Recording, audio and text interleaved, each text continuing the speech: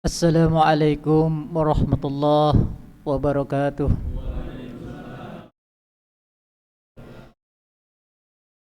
Bismillah, alhamdulillah, wassalatu wassalamu ala rasulillah wa ala alihi wa ashabihi ajma'in. Allahumma la ilma lana illa ma 'allamtana innaka antal alimul hakim. Allahumma 'allimna ma yanfa'una wanfa'na bima 'allamtana wazidna ilma. ورزقنا فهم النبيين حفظ المرسلين وإلهام الملائكة المقربين وافتح لنا أبواب فهم القرآن وافتح لنا أبواب فهم القرآن واجعلنا من عبادك الذين يستمعون القول فيتبعون أحسنه. أما بعد, Bapak Ibu jamaah Masjid Baitur Rahman yang dimuliakan Allah Subhanahu wa taala, yang selalu mendapat limpahan rahmat dari Allah Subhanahu wa taala. Masjid yang selalu kita datangi ini namanya Baitur Rahman, rumah kasih sayang. Semoga kita yang selalu istiqomah sambang ke rumah Allah ini selalu mendapatkan rahmat. Ini rumah rahmat ini, semoga kita juga selalu mendapatkan kasih sayang dan rahmat dari Allah Subhanahu wa taala. Tidak ada orang yang bisa masuk surga Allah kecuali dia mendapatkan rahmatnya. Hatta Rasulullah sallallahu alaihi wasallam beliau sendiri mengaku, tidak ada orang yang bisa masuk surga kecuali mendapatkan rahmat dari Allah Subhanahu wa taala. Sahabat yang mendengar itu mengatakan, termasuk engkau wahai Rasulullah? Iya, termasuk saya. Termasuk saya ini tidak akan masuk surga kecuali mendapatkan rahmat dari Allah Subhanahu wa taala. Semoga amin amin ya rabbal alamin. Juga mari kita bersyukur Allah memberikan nikmat yang luar biasa, kelapangan waktu, sehat lahir dan batin. Ada rasa ingin hadir di sini. Itu tidak ada di dada setiap orang. Ya, seandainya itu ada di dada setiap orang, enggak cukup masjid ini. Ya, enggak cukup ruangan masjid ini penuh dengan orang. Kita hamba-hamba Allah yang terpilih, yang dituntun langkahnya, diringankan langkahnya, dilapangkan waktunya, ya, dihindarkan dari kesibukan dunia sehingga bisa masuk, bisa datang, ya, ke rumah Allah ini dengan tujuan yang mulia, mengkaji ayat-ayat Allah. Datang di rumah Allah mengkaji ayat-ayat Allah. Tidak ada tempat yang lebih mulia untuk mengkaji ayat-ayat Allah kecuali di masjid. Bapak Ibu rahimakumullah, malam ini insyaallah kita melanjutkan tadabbur kita. Kita akan sama-sama tadabbur surat Tabbat atau surat Al-Masad. Ya. Di dalam tafsir terkenal namanya surat Tabbat. Jadi pada saat itu Rasulullah dan para sahabat mengenalkan nama-nama surat itu sesuai dengan ada surat Kulhu, ada surat Tabbat, gitu ya. Atau surat Al-Masad. Kadang-kadang juga ada yang disebut surat Al-Lahab.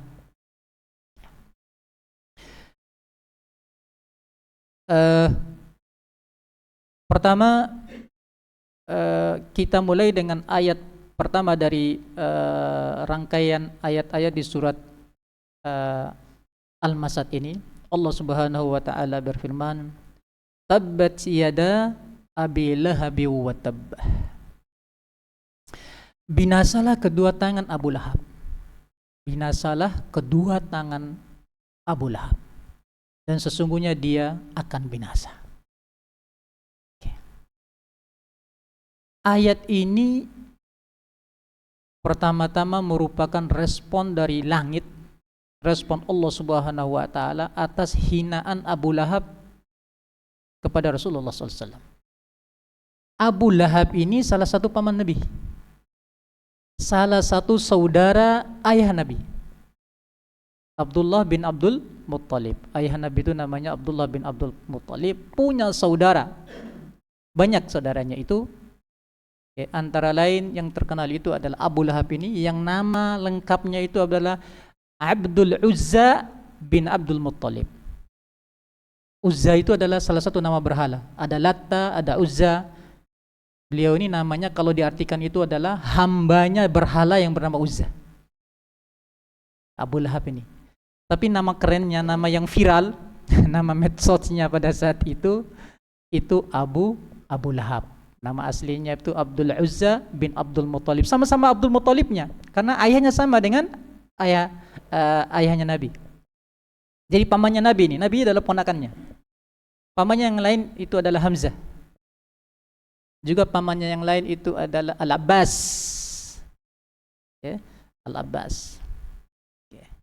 Lalu pamannya yang lain juga adalah Abu Talib. Abu Talib ini adalah ayahnya Ali bin Abi Thalib. Okay. Nah, sebagian dari paman-paman Nabi ini ada yang masuk Islam. Antara lain Hamzah. Hamzah ini bahkan menjadi andalan Rasulullah di perang Uhud. Beliau syahid di perang Uhud. Lalu kemudian yang masuk Islam juga adalah paman Nabi Al-Abbas. Okay. Tapi ada juga yang tetap kafir. Ya, tidak Islam, tidak masuk Islam, bahkan menghalangi dakwah Nabi. Okay. Antara lain yang paling keras menghalangi dakwah Nabi ini adalah Abu Lahab ini. Abu Lahab ini. Kita akan lihat nanti bahwa ayat-ayat ini turun sebagai respon dari hinaan Abu Lahab. Tabbat yada Abi Lahabi wa tabba. Ayat ini menegaskan ya kebenaran Al-Quran sebagai firman Allah yang maha tahu, maha melihat dan mendengar. Kenapa? Ayat ini adalah jawaban langsung Allah atas hinaan Abu Lahab.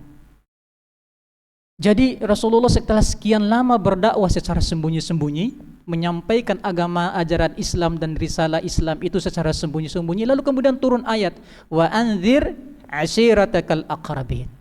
Wahai Muhammad, kata Allah, sudah saatnya ajaklah secara terang-terangan keluarga-keluarga terdekatmu. Ashiratakal aqrabin.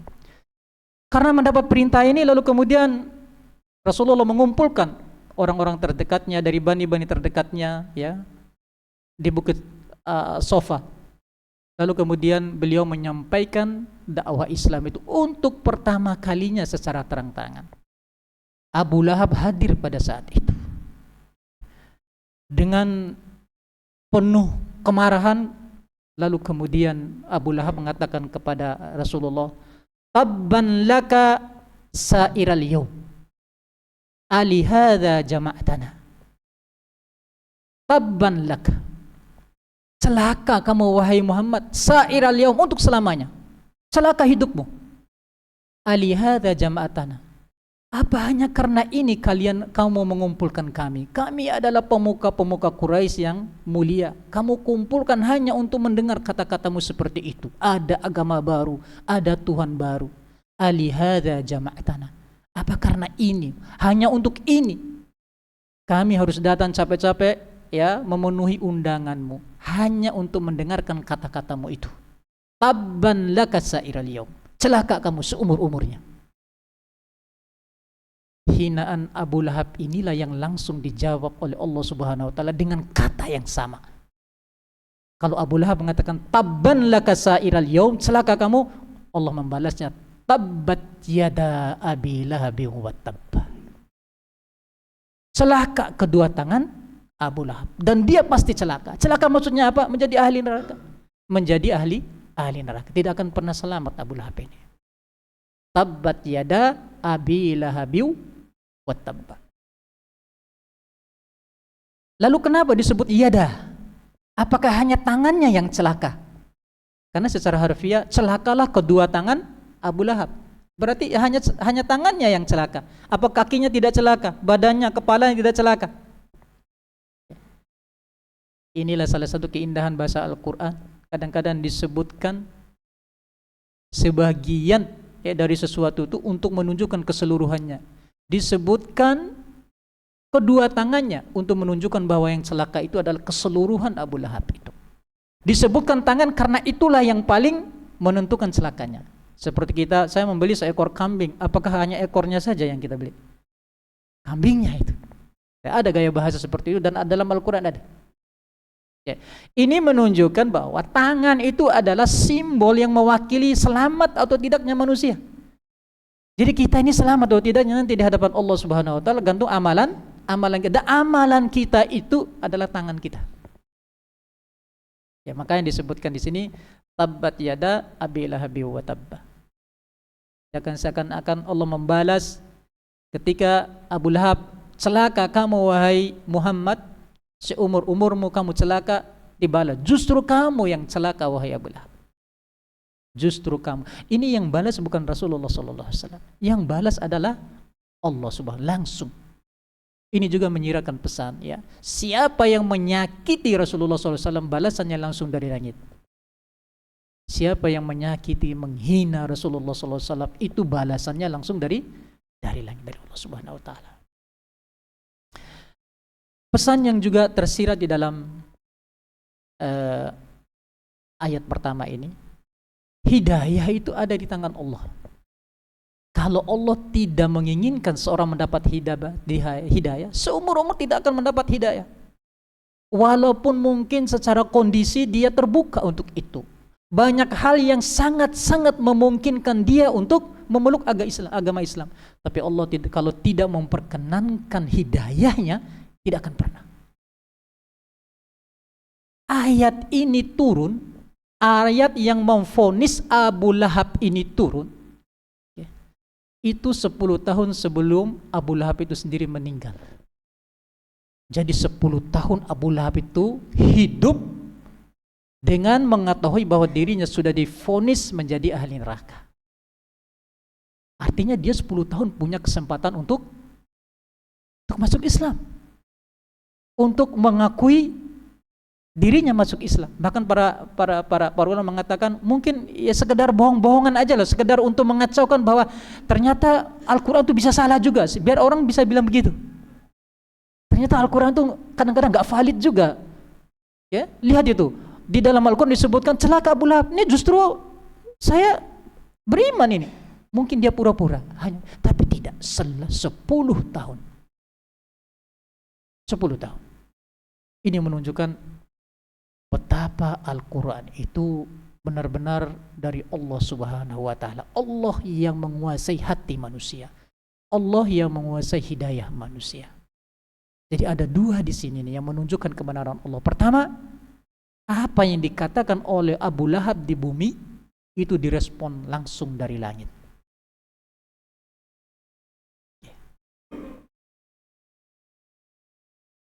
Sampai mati paman Nabi yang bernama Abu Lahab ini tidak beriman, seperti halnya pamannya Abu Thalib. Kedua-duanya ini diceritakan di dalam Al-Quran bahwa mereka mati dalam keadaan tidak beriman. Abu Lahab ayat ini, tabbat yada abi lahabi wa tabba, ini ada ayat yang sangat jelas sekali bahwa Abu Lahab paman Nabi ini itu mati dalam keadaan kafir. Begitu juga Abu Thalib, secara tersirat disebutkan dalam Al-Quran, innaka lan tahdi man ahbabta walakinnallaha yahdi man yasha. Ketika Abu Thalib ini sakaratul maut, berkumpul ada Rasulullah di situ, ada teman-teman satu sukunya itu. Semua, ya wahai pamanku, kata Nabi, ucapkan kalimat syahada, aku akan membelamu di akhirat nanti. Tapi teman-temannya bilang, wahai Abu Thalib, jangan lupa agama kita, agama nenek moyang. Jadi perang tanding ini di saat-saat terakhir kehidupan Abu Thalib itu. Maka Rasulullah kemudian mendapat teguran dari Allah, innaka lan tahdi man ahbabta walakinnallaha yahdi man yasha. Wahai Muhammad, kamu tidak akan pernah memberikan hidayah kepada orang yang engkau cintai. Hidayah itu dari aku. Aku yang akan memberikan hidayah itu, kata Allah Subhanahu Wa Taala. Sepakat para ulama bahwa ini ayat tentang Abu Thalib. Jadi Abu Thalib dan Abu Lahab ini adalah dua dari paman Nabi yang mati dan tidak sempat mendapatkan hidayah. Lalu poin lain yang terkandung tersirat di balik ayat pertama ini, tantangan dan penolakan atas seruan kebaikan bisa datang dari dalam keluarga. Jadi ketika kita menyuruhkan kebaikan, itu kadang-kadang tantangan pertamanya bukan orang luar, tapi dari dalam keluarga kita sendiri. Dari hal yang sederhana, kita mendidik anak kita misalnya ngaji, tapi kemudian pada saat kita menyuruh ngaji, ada di antara kedua orang tuanya yang mungkin sibuk main handphone gitu, sehingga sulit untuk anak itu. Jadi kendala pertama kita menyuruhkan kebaikan itu kadang-kadang datang dari dalam keluarga kita sendiri. Nabi Muhammad, ya, paman-pamannya sendiri itu menghalangi dakwahnya. Paman-pamannya sendiri. Abu Lahab ini karena tidak mengikuti dakwah Nabi, dengan sendirinya berarti dia menghalangi dakwah Nabi. Apalagi sampai kata-katanya seperti ini, tabban laka sairal yaum. Oke. Seandainya dia beriman, karena dia ini adalah pemuka Quraisy, ya, berarti akan banyak orang yang beriman mengikutinya. Itu hampir tidak ada kendala Rasulullah SAW kalau paman-pamannya ini tidak beriman. Nabi Ibrahim alaihissalam, ayahnya sendiri Azar, ayahnya sendiri Azar. Nabi Nuh, anaknya sendiri. Nabi Nuh itu anaknya sendiri. Nabi Lut, istrinya sendiri. Jadi kendala berdakwah itu ketika menyerukan kita mencoba komitmen kebaikan itu dan kebenaran itu kadang-kadang datang dari dalam keluarga kita sendiri. Oke, baik keluarga dekat kita maupun keluarga jauh yang masih ada hubungan darah dengan kita. Tapi satu pesan, ya, yang ditunjukkan oleh para nabi, itu semua tidak membuat beliau-beliau berhenti berdakwah. Jangan sampai itu membuat kita berhenti. Sebagaimana dicontohkan oleh para nabi, istrinya, anak-anaknya, ayahnya, pamannya, itu semua ada contohnya. Itu tidak mengikuti dakwahnya, tapi tidak membuat beliau-beliau berhenti berdakwah. Baik. Ini beberapa poin dari ayat pertama ini, ya. Jawaban langsung dari Allah Subhanahu wa taala atas siapa saja yang menghina Rasulnya. Betapa cintanya Allah kepada Rasulnya itu. Siapa yang menghinanya itu langsung mendapatkan jawaban, respon dari langit. Sebaliknya, siapa yang mencintai Rasulnya, maka dia juga akan mendapatkan cinta dari Allah Subhanahu wa taala. Sholawat itu, kata para ulama, ibadah kita ini kemungkinannya dua, makbul atau mardud, diterima atau ditolak. Solat ini yang nampaknya adalah ibadah yang begitu mulia, belum tentu, karena solat itu ada ketentuan yang berlaku. Solat itu juga tergantung pada perbuatan kita di luar solatnya yang membuat kita kadang-kadang solat kita tidak diterima, ya, di luar dari syariatnya. Puasa kita juga begitu. Seluruh ibadah kita ini kemungkinannya diterima atau tidak. Tapi sholawat kepada Rasulullah SAW itu tanpa syarat diterima. Siapapun yang mengucapkannya, sholawat, as-salatu ala nabi, itu diterima langsung oleh Allah Subhanahu wa taala. Para ulama menjelaskan itu betapa besar kasih sayang Allah kepada Rasulnya. Sebaliknya, seperti yang dilihatkan di sini, siapa yang menghina Nabi, mencoba melukai Nabi, fisiknya atau perasaannya, Allah Subhanahu wa taala langsung melindunginya. Apa pengamalan yang bisa kita ambil dari ayat pertama ini? Mari menjaga tangan kita ini, perbuatan kita ini selama di dunia ini, agar jangan sampai mencelakakan kita di akhirat nanti. Seperti yang dialami oleh Abu Lahab. Tangan ini kita jaga. Perbuatan ini kita jaga betul agar nanti tidak mencelakakan kita di akhirat nanti. Yang mencelakakan kita ini bukan orang lain, tapi tangan kita sendiri. Maka mari kita jaga ini. Inilah hikmahnya bunyi ayat ini, tabbat yada, tangan ini. Mari kita jaga tangan kita ini. Bapak Ibu rahimakumullah, itulah tadabbur kita untuk ayat pertama, ya, dari rangkaian ayat di surat Al-Lahab ini. Ayat kedua, Allah Subhanahu wa taala berfirman, ma aghna anhu maluhu wa ma kasab. Ma aghna anhu maluhu wa ma kasab. Tidak ada gunanya hartanya Abu Lahab itu, tidak akan pernah menolong dia. Jadi setelah disebut celaka oleh Allah, berarti apa yang dimiliki oleh Abu Lahab itu gak ada gunanya. Pertama hartanya, Maluhu, apapun sebanyak apapun harta dia tidak ada gunanya, tidak akan menyelamatkan dia di akhirat nanti. Apakah hanya hartanya? Tidak hanya hartanya, apapun selain hartanya, anak, keturunannya, kekuasaannya, pengaruhnya, jabatannya, tidak ada. Ada dua yang disebutkan di ayat ini yang tidak akan menolong sedikit pun nasib Abu Lahab nanti di akhirat. Maluhu wa ma kasab, hartanya atau apapun yang dia miliki, apapun yang dia peroleh di dunia ini. Abu Lahab itu adalah tokoh Quraisy. Jadi wibawa dia, karisma dia, kekuasaan dia, ya, pengaruh dia, tidak ada apa-apanya. Tidak akan menyelamatkan dia.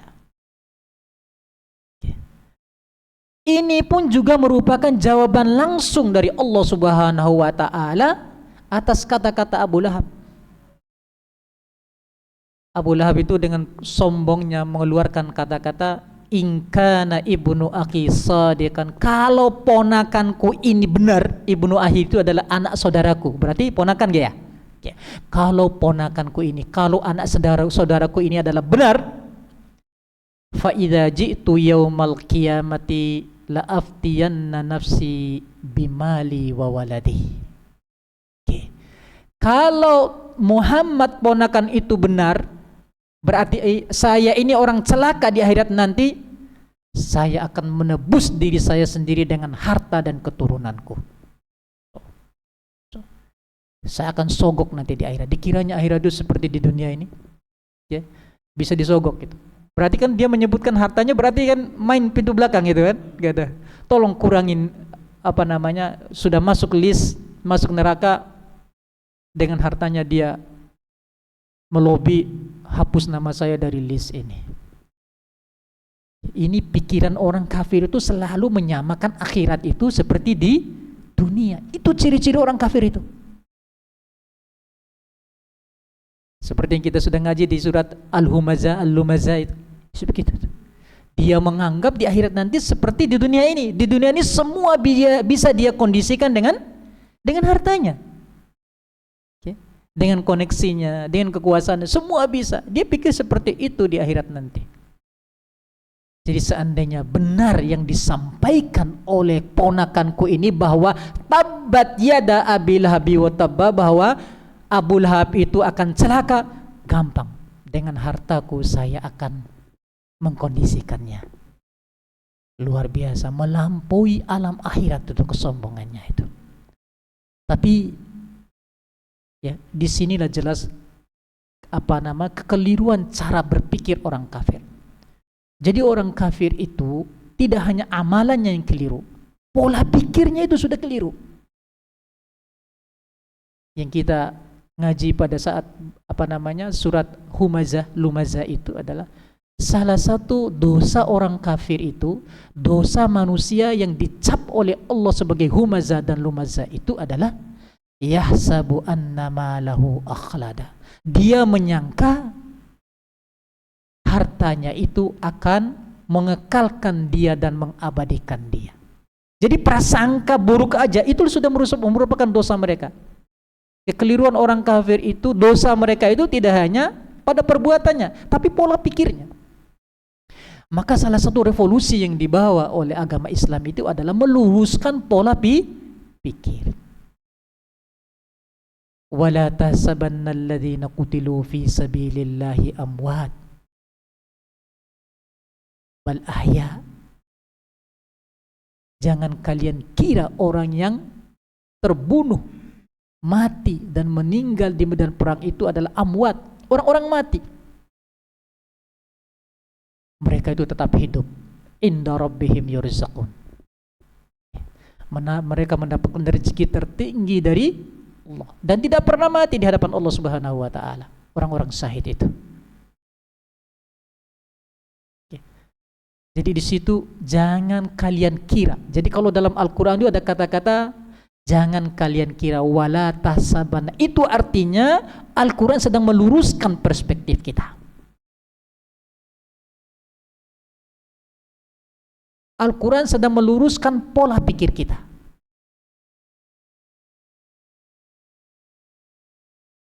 Dalam hadis, la yanqusu malun min sadaqatin.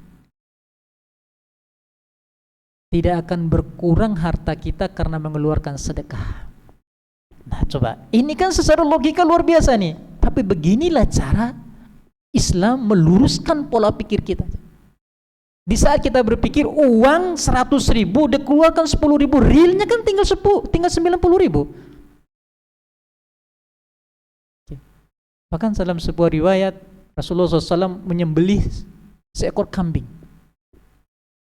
Setelah disembelih lalu kemudian dibagikan kepada tetangga, Rasulullah bertanya kepada Aisyah, Aisyah, masih adakah yang tersisa dari kambing itu? Semua udah dibagikan wahai Rasulullah, tinggal tangannya, tinggal kaki depannya,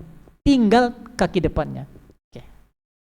Rasulullah langsung mengoreksi Aisyah, Aisyah, yang tinggal itu adalah yang kita berikan kepada orang ini, bukan yang tersisa di tangan kita. Yang tinggal dan akan kekal, yang akan kita dapatkan di akhirat nanti, yang sudah kita sedekahkan.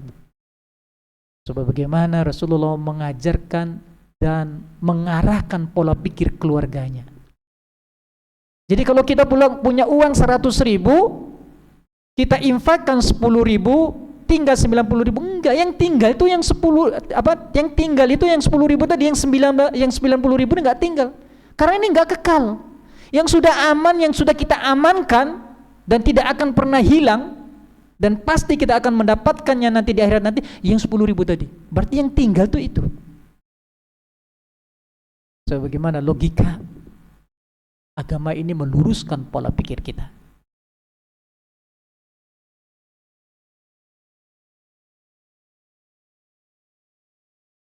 Bapak Ibu rahimakumullah, kalau ponakanku ini benar bahwa aku akan celaka, dengan hartaku aku bisa menebus diriku sendiri dengan hartaku. Ini menunjukkan betapa kayanya Abu Lahab pada saat itu. Betapa kayanya. Kaya, punya keturunan yang luar biasa, okay. Lalu kemudian punya pengaruh, ya, orang yang sangat terpandang di sukunya, gitu. Sehingga bahaya juga begitu-begitu itu, langsung kita berpikir dikira kita akan membuat seperti dunia inilah nanti di akhirat nanti. Apa yang kita lakukan di dunia bisa kita lakukan di akhirat nanti. Tapi kemudian ini menjadi pelajaran yang luar biasa dalam keluarga Abu Lahab. Semua anaknya menurut para mufassir itu, ya, ada yang mengatakan semua anaknya masuk Islam. Semua anaknya masuk Islam. Melihat nasib ayahnya ini. Ya. Ada juga yang mengatakan tidak semua sebagian besar anaknya masuk Islam kecuali yang bernama Utaibah. Ya, ada juga yang mengatakan semua, ada yang mengatakan tersisa satu yang tidak masuk Islam. Gitu. Jadi pelajaran yang luar biasa. Mungkin mereka berpikir sedemikian berpengaruhnya ayahku, sedemikian kayanya anakku, ayahku divonis oleh Allah Subhanahu wa taala sebagai orang yang celaka. Bapak Ibu rahimakumullah, pesan yang kedua, ayat ini juga menegaskan bahwa ukuran manfaat atau tidaknya harta benda kita, anak keturunan kita, apapun yang melekat pada diri kita di dunia ini adalah ini menyelamatkan di akhirat apa enggak? Itu rumusnya. Jadi harta kita, kalau mau tahu harta kita ini akan menyelamatkan kita atau tidak, apakah kita menginfakkannya di jalan Allah Subhanahu wa taala atau tidak. Anak-anak kita ini akan menyelamatkan kita di akhirat kelak nanti, apakah kita didik, ya, apakah kita asuh mereka di jalan Allah atau tidak. Oke. Jadi dunia ini keseluruhannya, oke, bermanfaat atau tidaknya buat kita nanti, ya, itu tergantung kita jadikan wasilah akhirat atau tidak. Semua yang kita jadikan sebagai wasilah kebahagiaan akhirat itu akan menolong kita. Harta yang kita jadikan sebagai wasilah akhirat kita akan menolong kita.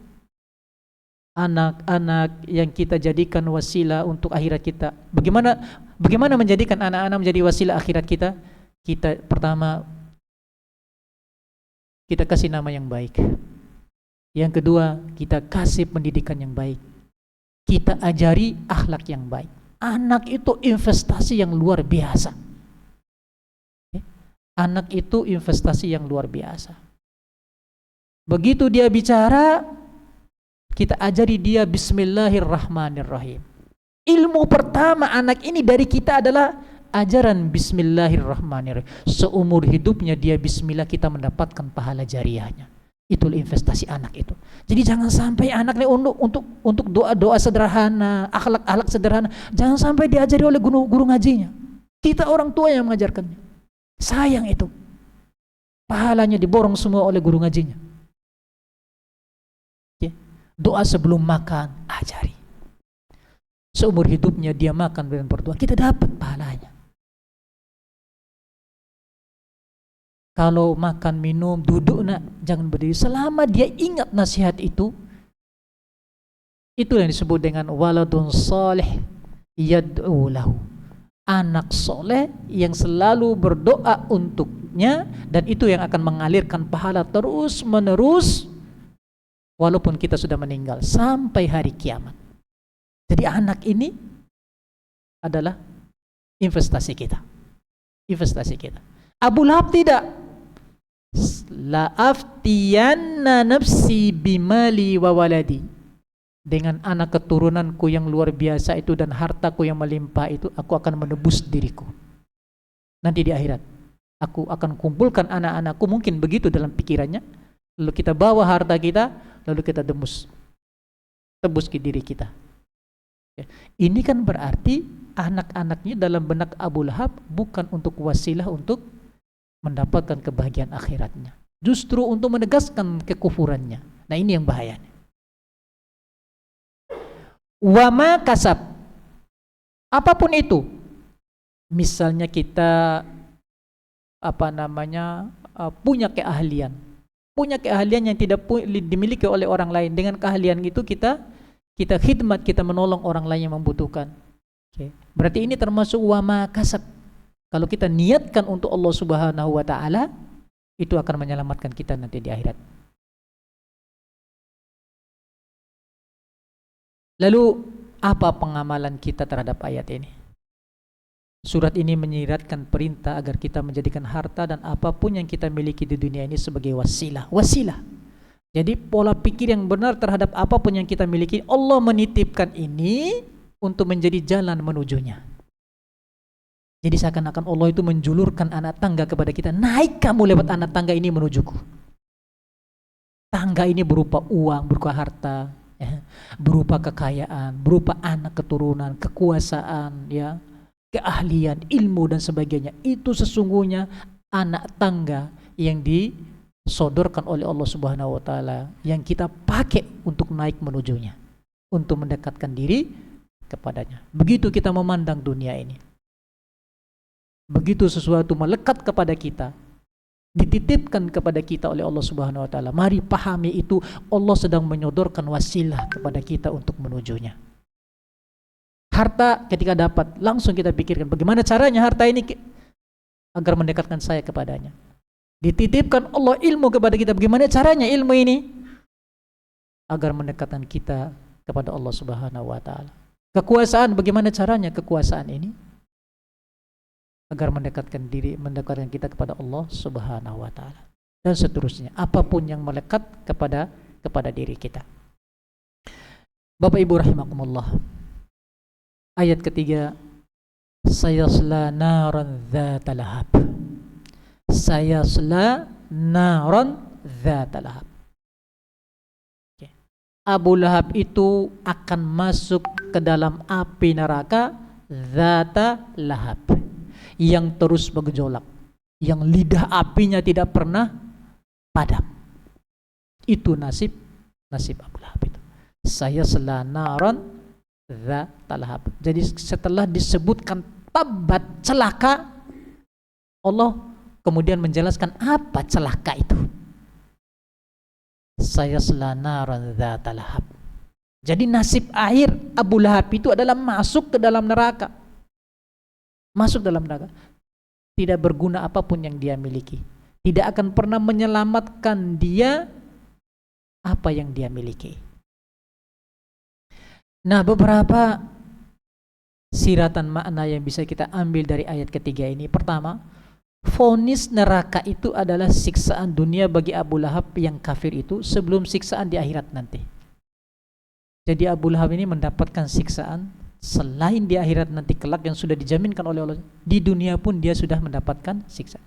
Bayangkan 10 tahun dia hidup setelah ayat ini turun, hidup dalam atribut sebagai ahli neraka.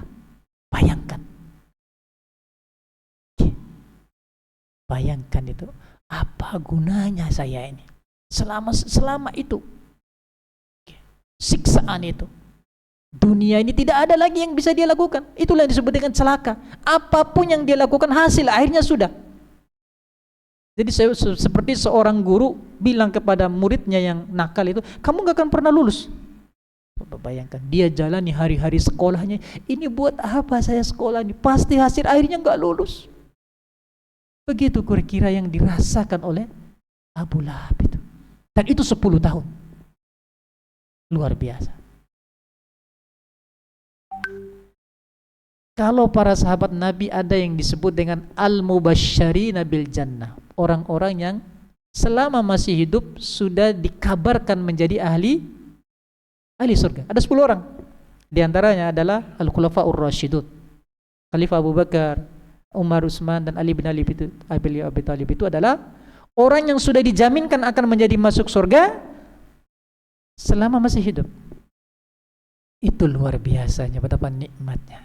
Gitu. Dunia ini sudah selesai buat beliau-beliau ini. Okay. Sudah jelas di saat kita ini kemana ini? Surga atau neraka? Bahkan tidak kita bertanya tentang surga, amalan kita ini diterima apa enggak ini? Benar apa enggak itu? Okay. Beliau sudah ditentukan surganya. Sebaliknya Abu Lahab ini mubasysyir bin nar. Sudah divonis neraka. Bisa dibayangkan sengsaranya kehidupannya.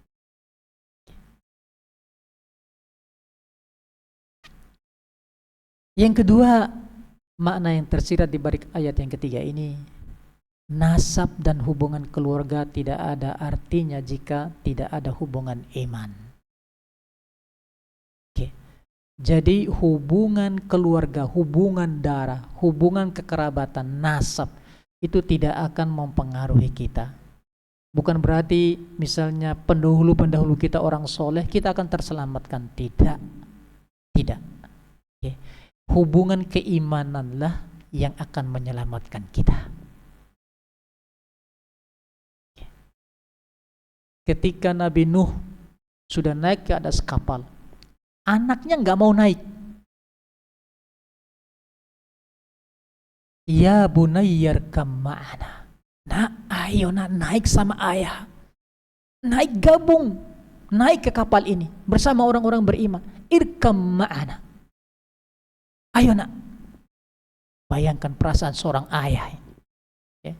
Seorang ayah yang merupakan nabi yang tahu bahwa hari itu tidak akan ada manusia yang selamat kecuali yang naik bersamanya di atas kapal. Anaknya nggak naik. Ayo nak. Secara khusus ini. Mungkin ada yang lain yang juga tidak naik. Tapi ini anaknya ini dipanggil, ya bunayya, wahai anakku, irkam ma'ana. Ayo naik seperti ayah ini. Sama dengan orang-orang yang beriman naik. Tapi apa kata anaknya? Fa'awi ila jabalin yu'simuni minal ma'. Enggak ya. Saya akan naik ke gunung tertinggi yang tidak akan terjangkau oleh banjir hari ini. Fahala bainahumal mauju fakana minal mughraqin. Datang gelombang memisahkan ayah dan anak ini, fakana minal mughraqin. Tenggelamlah anak Nabi ini bersama orang-orang anak Nabi ini, Bang. Bayangkan ayahnya mendakwahkan manusia menyembah Allah, dia kafir, tenggelam bersama orang-orang kafir. Bayangkan perasaan Nabi. Padahal anak ini, betapa tegas Allah memberikan pelajaran kepada kita. Hubungan nasab tidak ada gunanya. Hubungan keimanan yang akan menyelamatkan ayah dan anaknya kalau mereka sama-sama beriman kepada Allah Subhanahu wa taala. Lalu Nabi Nuh curhat pada Allah, ya Allah, itu anakku, wahai Allah, anakku. Tapi kemudian Allah lagi-lagi ini, Allah mengoreksi Ya, apa yang dipikirkan oleh Nabi Nuh? Innahu amalun ghairu saleh. Bukan anakmu itu. Anakmu atau tidak itu lihat amalannya. Kalau dia beriman, itulah anak. Innahu amalun ghairu saleh. Amalun ghairu saleh. Lagi-lagi ya, kita dikoreksi pikiran kita, diluruskan sudut pandang kita bahwa hubungan keluarga yang sejati itu adalah hubungan yang dibangun atas dasar keimanan. Maka kalau mau berkumpul dengan keluarga kita sampai akhirat nanti, mari bangun keluarga yang beriman. Mari keluarga yang beriman. Oke. Diceritakan di surga nanti adalah salah satu kebahagiaan kita itu kumpul kembali dengan keluarga-keluarga kita itu. Itu berarti keluarga yang selama di dunia itu adalah dibangun dan dibina atas dasar keimanan kepada Allah Subhanahu wa ta'ala. Maka kita ini secara khusus diperintahkan oleh Allah, qu anfusakum wa ahlikum nara. Jagalah keluarga kalian, diri kalian sendiri dan keluarga kalian sendiri, nara. Jaga dari api. Apa artinya jaga? Berarti ada ancaman bahwa keluarga kita itu akan masuk neraka. Itu real, ancaman itu ada, selalu meliputi kehidupan kita selama dunia, maka harus dijaga. Jagalah, kalau tidak maka keluarga kita ini, jangankan keluarga kita, contoh Al-Quran sudah memberikan contoh kepada kita, keluarga Nabi menjadi orang-orang kafir. Nabi Nuh anaknya, Nabi Lut istrinya, Nabi Ibrahim ayahnya, Nabi Muhammad paman-pamannya. Gitu. Jadi makanya ku anfusakum wa ahlikum nar. Jaga keluarga itu. Ya. Selain seperti yang sudah saya sampaikan tadi, selain Abu Lahab ini, paman Nabi yang lain yang juga tidak mendapatkan hidayah itu adalah Abu Thalib, ayah dari Ali bin Abu Thalib. Anaknya ini adalah yang dijamin masuk surga. Masya Allah. Lihat perbedaan nasib manusia. Padahal satu nasab itu nasibnya begitu jauh berbedanya. Ayahnya kafir, anaknya minal mubasysyirina bil jannah, termasuk yang dijaminkan surga bahkan sebelum dia meninggal. Abu Lahab tabbat yada, anak-anaknya dapat hidayah masuk Islam. Oke. Betapa luar biasanya konsekuensi kita itu menjadi pelajaran yang luar biasa, pelajaran yang sangat dahsyat bagi kita semua. Hati-hati dengan kekerabatan. Nasab gak usah dipertentangkan, bukan itu yang penting. Bukan kepada siapa kita punya hubungan, bukan. Apakah kita ini punya hubungan dengan Allah? Itu intinya yang akan menyelamatkan kita. Yauma la yanfa'u malun wala banun illa man atallaha biqalbin salim. Hari itu tidak ada gunanya harta, tidak ada gunanya anak keturunan, nasab, hubungan kekerabatan, tidak ada gunanya illa man atallaha biqalbin salim, kecuali orang yang bersih hatinya, total penyembahan dirinya kepada Allah Subhanahu wa ta'ala. Maka merespon ayat ini, mari kita membangun ikatan kekerabatan kita dengan ikatan iman, agar tidak hanya selamat dan guyub di dunia ini, tapi juga di akhirat nanti. Bisa kok. Bisa kita dengan tujuan, luar biasa keluarga kita tuh, kita pingin ya keluarga kita ini tidak hanya di dunia ini, nanti di akhirat juga bisa. Bisa itu. Seorang pembantu Nabi yang selalu melayani Nabi. Kalau Nabi mau sholat, beliau sediakan tempat wudhunya itu. Beliau bilang, karena baiknya itu Rasulullah mengatakan, kamu ini sangat baik melayani saya. Coba ada permintaan enggak? Ada permintaan kepada saya? Mintalah, nanti saya akan kasih. Wahai Rasulullah, saya ingin menjadi pelayanmu di surga. Minta aja yang lain, kata Rasulullah. Enggak, itu aja. Enggak mungkin ada permintaan, enggak, hanya itu Rasulullah. Coba ini. Pembantu Rasulullah. Ketika diberikan pilihan kepada Rasulullah, minta aja, nanti saya kasih. Ya mungkin dia bisa minta kenaikan gaji, kenaikan tunjangan, hadiah hari raya, enggak. Bukan. Ini pembantu yang visinya akhirat. Ya Rasulullah, saya ingin menjadi pelayanmu di akhirat. Beliau tahu bahwa Rasulullah ahli surga. Menjadi pelayannya berarti dia ikut masuk surga. Atau ada yang lain? Enggak ada itu. Wa huwa dzaka ya Rasulullah. Yaitu yang lain. Wa huwa dzaka, enggak hanya itu wahai Rasulullah. Lalu apa kata Rasulullah? Kalau begitu perbanyaklah sujud. Kuncinya. Kalau kamu mau tetap dekat seperti kamu dekat di dunia ini denganku, perbanyak sujud. Itu nasihat Rasulullah kepada pembantunya itu. Perbanyak sujud. Berarti itu bisa diusahakan.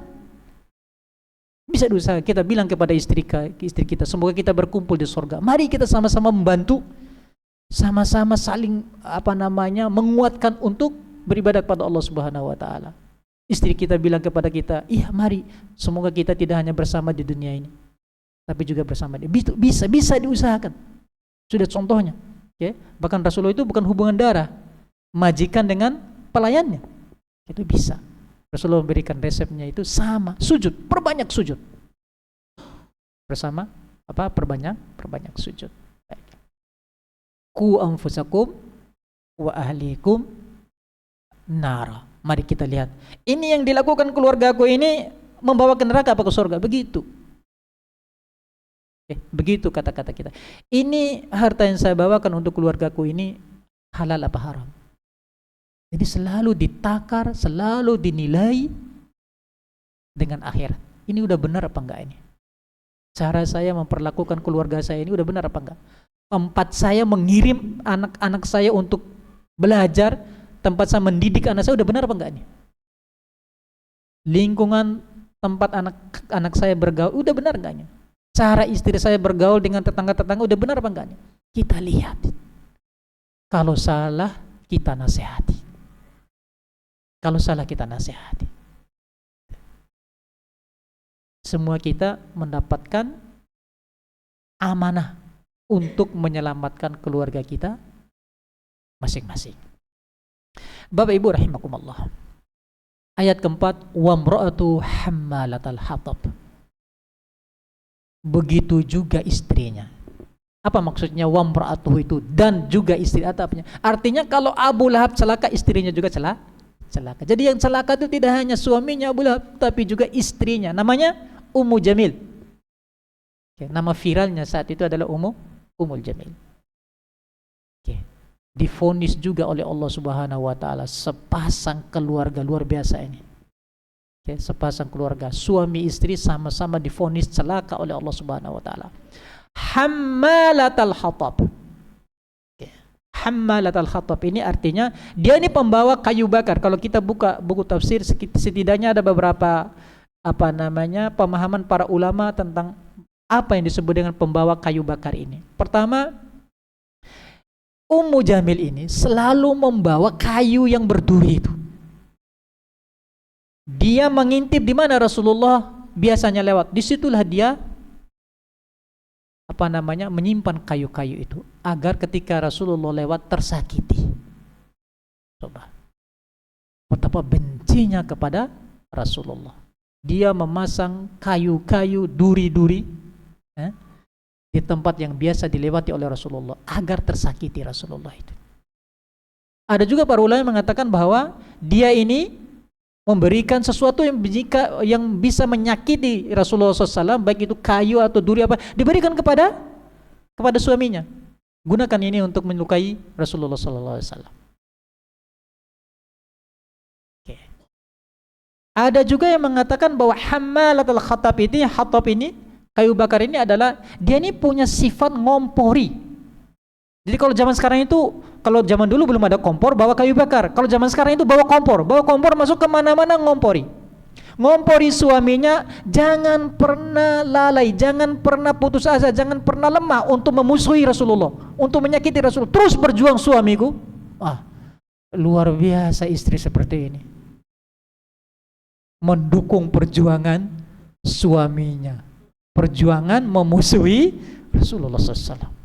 Suami yang luar biasa, istri yang luar biasa. Total dia mendukung perjuangan suaminya. Selain kepada Rasulullah, dia juga punya hubungan yang tidak baik dengan masyarakatnya. Kemanapun dia pergi pasti memanas-manasi orang. Ya ngompor-ngomporin orang, mengadu domba orang. Ini kerjaannya ini. Istrinya Abu Lahab ini. Jadi sudah klop jodohnya ini. Itu yang Hammalatul Khatab itu. Jadi di sini tersirat pesan kepada kita, kekufuran dan sikap Abu Lahab yang terus memusuhi Nabi itu didukung 1000% oleh istrinya. Oke. Dengan kata-kata dia dorong, bahkan diberikan fasilitas. Oke. Diberikan alat. Gunakan ini untuk menyakiti Nabi. Apa respon kita? Bagaimana kita mengamalkan ini? Oke. Jangan sampai seperti itu. Justru istri kita, suami kita di rumah itu kita jadikan sebagai pengawas kita, kontrol. Suami bilang kepada istri, "Bu, kalau saya kelihatan salah, tegurlah. Kalau saya ini keliru dalam kacamata agama, tegurlah. Bu, kalau saya bawa uang, tanyalah, ini uang dari mana, Pak? Halal apa haram ini?" Tapi mungkin ibu-ibu jarang tanya gitu, Pak, nggih? Paling dia tanya, "Lo kok cuma segini, Pak?" gitu. Oke. Seorang suami dihidangkan makanan oleh istrinya, "Bu, ini makanan dari mana ini? Halal apa enggak ini?" Pertanyaan halal haram itu adalah pertanyaan akhirat. Halal haram itu pertanyaan akhirat. Abu Bakar itu pernah seorang punya pembantu datang pulang bawa makanan. Tumben kamu bawa makan? Iya, dimakan oleh Abu Bakar. Setelah selesai makan, baru Abu Bakar ingat, "Loh, sebentar, kamu ini dapat dari mana ini?" "Saya tadi taruhan, lalu menang, dapat ini. Saya belikan makanan, Mas." Lalu Abu Bakar mengorek-ngorek kerongkongannya untuk memuntahkan kembali makanan itu. Jangan sampai makanan itu masuk ke dalam dirinya menjadi darah dagingnya. Karena hadis Rasulullah jelas, "Man tabata min haramin fannaru aula biha." Sesedikit apapun tubuh dan darah tumbuh dari makanan yang haram, pasti neraka. Fannaru aula biha. Dia akan masuk neraka.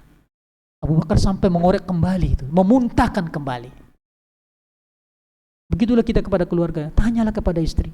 Jadi harus saling mengontrol untuk urusan akhirat ini nanti. Istri minta izin, "Ya, ayah mau ke acara tetangga." "Acara apa itu?" "Ya." "Nanti hati-hati loh ya, kalau ada yang gosip, segera ambil jarak. Jangan ikut nimbrung kepada orang yang gosip." Pulang, "Tadi gosip apa enggak?" "Oh enggak, alhamdulillah." Ini baru istrinya ayahnya. Begitu juga suami minta izin kepada istrinya, "Ayah hati-hati di luar." "Kemana ini?" "Niatkan untuk kebaikan. Jangan lupa niatkan untuk kebaikan." "Oh, ini ada kerja gotong royong di lingkungan." "Niatkan itu untuk kebaikan agar menjadi ibadah." Saling mengingatkan. Inilah keluarga yang insya Allah nanti akan bertemu lagi di surganya Allah Subhanahu wa Ta'ala. Oke. Qu anfusakum wa ahlikum nara. Maka kemudian kita butuh, Rasulullah mengatakan sebaik-baiknya memilih istri itu adalah yang paham agama. Untuk apa? Dengan agamanya ini dia mengontrol suaminya. Istri yang tidak paham agama kan nggak sempat nanya, "Ini halal apa haram, ayah? Dari mana dapatnya?" Walaupun tahu dari mana dapatnya, juga tidak tahu hukumnya, itu tidak tahu yang halal yang haram. Itu pentingnya. Oke. Dan itu secara tidak langsung adalah nasihat pada kita. Mari kita didik anak-anak perempuan kita sehingga dia nanti bisa ketika berkeluarga itu menjadi membimbing keluarganya, mengontrol keluarganya.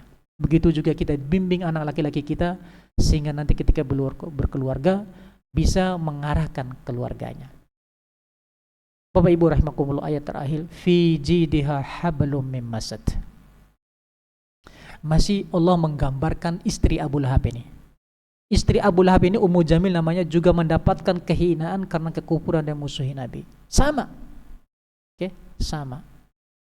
Ketika Allah mengatakan tabbat yada abi lahabi wa tabba, setelah itu disebutkan istrinya, artinya istri Abu Lahab ini juga mendapatkan kehinaan yang sama. Kenapa? Dosa mereka sama. Apa dosa yang sama itu? Sama-sama memusuhi Rasulullah SAW. Sama, suami istri ini, Masya Allah, satu visi hidupnya itu memusuhi Nabi, visi keluarga. Istrinya juga tidak mendapatkan hidayah walau hidup selama hidup lama setelah surah ini turun. Sama seperti Abu Lahab tidak mendapatkan hidayah, padahal masih hidup lama sampai meninggalnya itu. Tidak mendapatkan hidayah. Keseluruhan surat Al-Masad ini, surat Tabbat ini, apa yang kita makna secara umum, pesan secara umum? Tidak akan pernah selamat orang yang memusuhi Rasulullah SAW. Manusia yang paling disayang, dicintai oleh Allah Subhanahu wa Ta'ala, kok bisa dimusuhi, kok bisa disakiti? Allah langsung turun tangan itu. Kehinaan Abu Lahab itu pertama, tabbat, disebut celaka, divonis celaka. Ma agna anhu maluhu wa ma kasab, sudah divonis seluruh hartanya, apapun yang dia miliki tidak ada gunanya. Jadi sebenarnya dari ayat ini turun, Abu Lahab itu masih diberi waktu 10 tahun untuk memperbanyak keturunannya, memperbanyak hartanya. Tapi walaupun begitu, vonis akhirnya sudah ada. Karena selama 10 tahun kan masih ada kesempatan dia untuk memperbanyak hartanya, tapi vonis akhirnya sudah jatuh. Ma aghna anhu maluhu wa ma kasab. Lalu kemudian saya selanaran dzatalah, pasti masuk neraka. Dan yang keempat adalah wa mar'atu hamma. Tidak hanya dia, istrinya pun ikut celaka seperti dia, ikut menanggung kesengsaraan seperti yang akan dia tanggung. Na'udzubillah, ya, kita berharap Allah menuntun hidup kita, memberikan taufik hidayahnya, ya, agar jangan sampai kita ini tidak hidup semasa dengan Nabi. Berarti kita tidak akan mungkin menyakiti Nabi secara kata-kata, secara perilaku. Tapi hati-hati, marilah kita tidak mengenyampingkan, tidak menghinakan pesan-pesan Nabi, sunnah-sunnah Nabi. Mari kita agungkan sunnah beliau itu. Kita jadikan sunnah-sunnah beliau itu untuk mewarnai hidup dan kehidupan kita di dunia ini. Amin, amin ya rabbil alamin. Ini sajalah yang bisa saya sampaikan pada malam hari ini. Semoga menjadi ilmu yang bermanfaat dan barokah. Bita kita lah. Subhanakallahumma bihamdika asyhadu an la ilaha illa anta astaghfiruka wa atubu ilaik. Wassalamualaikum warahmatullahi wabarakatuh.